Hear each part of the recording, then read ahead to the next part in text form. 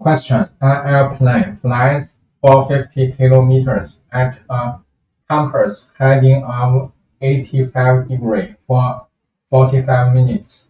A. Calculate the airplane's average speed. B. Calculate the airplane's average velocity.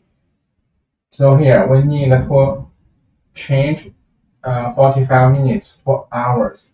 45 minutes equals 45 over 60 hours, and this equals 0.75 hours. And A,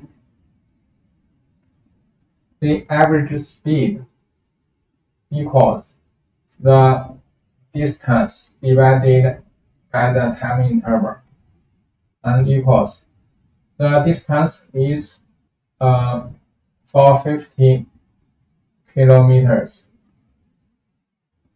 The time interval is 0.75 hours, and this equals 600 kilometers per hour. Then B, it asks for the average velocity. In this question, the magnitude of the average speed equals the magnitude of the average velocity. So we only need to find the direction of the velocity. So look at here, a compass heading of 85 degrees. It means, so this direction is north. It means that the airplane flies to this direction, and this angle is 85 degrees. And we know that this direction is east. Now we can get that this angle is 5 degrees.